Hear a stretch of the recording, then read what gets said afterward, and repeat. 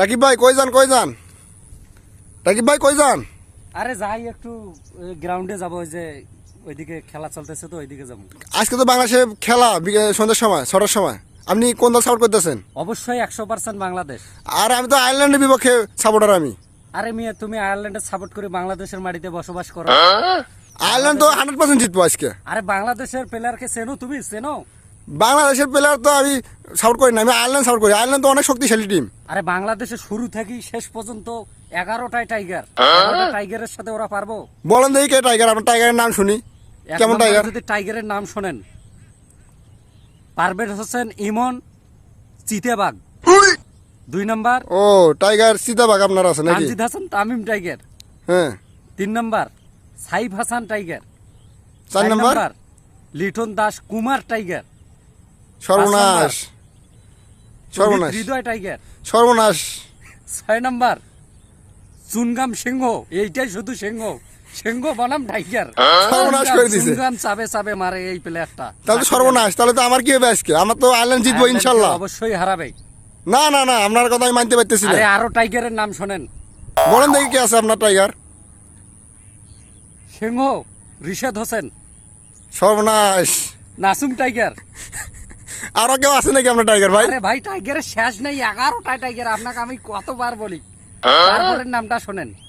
বলেন দেখি। তানজিদ হাসান তামিম হার্দিক পান্ডিয়া বনাম টাইগার। সর্বনাশ। আরে ভাই আরো টাইগার আছে। আরো আছে? আরো চিতাবাঘ আছে, একে বান্দরবন থেকে আনা হয়েছে চিতাবাঘ। বলেন দেখি কে আছে? আমি বলি নেই। বলেন দেখি কে আছে? শরীফুল ইসলাম টাইগার, বান্দরবন থেকে আনা হয়েছে, কালকে খাঁচা থাকি। সর্বনাশ। তারপর আছে মোস্তাফিজুর মুস্তাফিজ সুইং বলার। সুইং বলার। মাস্টার ওরফে টাইগার, যাকে বান্দরবন থেকে আনা হয়েছে আজকে। সর্বনাশ। আজকে উনি গাড়িতে আসছে। এখন যদি বাংলাদেশ যদি আগে ব্যাট পায়, হ্যাঁ। তাহলে কিন্তু ভাই 300+ রান করবো। 20 ওভারে 300+ রান। কি বলেন আপনি? মাথা কি সমস্যা হয়ে গেছে নাকি আপনার? না, আমার মাথায় সমস্যা না, আপনার মাথায় সমস্যা। দেখা যাবে কে জিতে, দেখা যাবে। বাংলাদেশের এক একটা প্লেয়ার, যে জাকির আলী অনেক সিংহ, হ্যাঁ। দাঁড়িয়ে সিংহ, হুম। ইনি হাতুড়ি দিয়ে প্র্যাকটিস করে। 50.5 কেজি ওজনের হাতুড়ি দিয়ে সব সময় এইভাবে প্র্যাকটিস করতেছে। আশরাফুল ইসলাম হেড কোচ, তিনি কিন্তু প্র্যাকটিসটা করাইছে। আজকে তিনি অবশ্যই 100+ রান করবে। জাকির আলী তো আপনার অফসাইডে মারতে পারে না, কি অফসাইডে মারতে পারবে? হ্যাঁ, আজকে অবশ্যই অফসাইডে পারবে। আশরাফুল ইসলাম তাকে হেড কোচ, তিনি তাকে প্রশিক্ষণ দিয়েছে, আজকে অবশ্যই অফসাইডে পারবে। আমাদের কে আছে জানো? কে? আমাদের আছে পল স্টাইলিং, আরে ভাই পল স্টাইলিং হেরি ট্র্যাক্টর।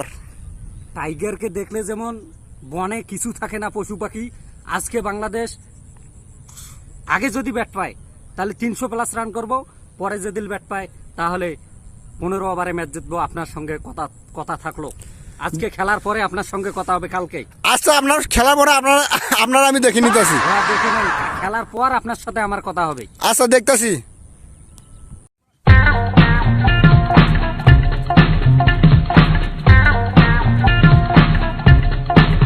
ভাই কই যান আপনি? কই লুকাইতেছেন কেন?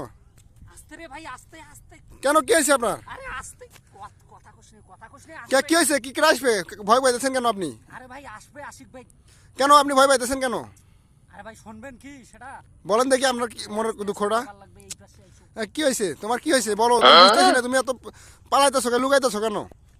আরে ভাই মুই হে ভূতুনেস রে ভাই, মুই সর্বনাশ। কেন কি হয়েছে? আরে কাল খেলা হল না বাংলাদেশের হ্যাঁ। 6টায়। হ্যাঁ। মুই তো কসু ভাই আশিক ভাইক যে মোর 11টা দলের 11টাই টাইগার। পর কি হয়েছে? পুরো টাইগার। হ্যাঁ, পর কি হয়েছে? এখন খেলা দেখলেন না? না, আমি তো অর্ধেক খেলা দেখার পরে দেখি নাই। কি হয়েছে খেলায়? আয়ারল্যান্ড 282 রান টার্গেট দিয়েছে। 182 করছিল। 182। হ্যাঁ, এটা দেখার পর আমি খেলা দেখি নাই। এই রানটা বাংলাদেশ করতে পারে নাই ভাই। আর আমি আশিক ভাইরে কছি, যদি বাংলাদেশ আগে ব্যাটিং পায় তাহলে বাংলাদেশ 300+ রান করবে, এবং বাংলাদেশ যদি পরে ব্যাটিং পায় তাহলে বাংলাদেশ 15 ওভারে ম্যাচ জিতবে। কিন্তু ভাই বাংলাদেশ পরে কি করছে? বাংলাদেশ পরে কি করছে? আরে বাংলাদেশ প্যাকেট হয়ে গেছে ভাই, একবারে প্যাকেট। টাইগাররা প্যাকেট। আর আমি কালকে 2টার সময় ঘুমাইছি ভাই, চুপ করি আসি, আস্তে আস্তে আসি, দরজা আলো গতে খুলছি, যখন কেরাত করি না, পাশের বাসায় আশিক ভাই থাকে, ওয়াই কাল একে মোক হেরিকেন জলে ভাই, হেরিকেন জলে একে পুরে গেরাম মোক খুঁজি শেষ করি ফেলাইছে ভাই। মুই একে হুন্ডের মতো তাহলে তো মুশকিল অবস্থা। ঠান্ডার সময় হুন্ডের মতো ঢুকিয়ে হে কম্বলের নেচো তাকে শুয়ে আসনু ভাই। তারপর একে ফজরে আজান দেওয়ার আগত উঠিয়ে দা, এই দেখো রাস্তাটা, ওই পাকে দেখো, ওই পাকে দেখো রাস্তাটা, ওই রাস্তা দি ভাই মুই একে আসি আসি, এই জায়গা দেখো দেখো দেখো, এই জায়গাত বসি বসি আসনু ভাই, বসি বসি এই জায়গাত। কারণ ভাই আশিক ভাই যেভাবে মুই কচু খেলার আগার দিন এই টাইগার ব্যাটাররা, এই ব্যাটাররা সর্বনাশ কইছে তোমার। একটাও প্রতিফলন ঘটবার আমি তো দেখলাম আশিক ওই দোকানে তোমার খোঁজাখুঁজি করতেছে। রাকিব রাকিব কই, রাকিব কই, রাকিব কই? আসবে বীর ভাই, এতি এসো এতি। ভাই তোমার অবস্থা খারাপ করে দিবে, তোমার মারতেও পারে ভাই, তোমার ঠিক নাই। আরে কাল ভাই আমি যেভাবে ওকে কষি, যদি বাংলাদেশ জিততো ভাই তাইলে আমি মুখ দেখাইতে পারতাম ভাই। বাংলাদেশ টাইগাররা একে বানরের মতো ম্যাচটা হারি আমার একে সর্বনাশ করে ফেললো ভাই। গাই বাছুর থেকে শুরু করি এখন থেকে তোমার বাংলা, কিছু বেঁচে এখন গেছে। তোমার এত শিক্ষাটা কি হলো তোমার?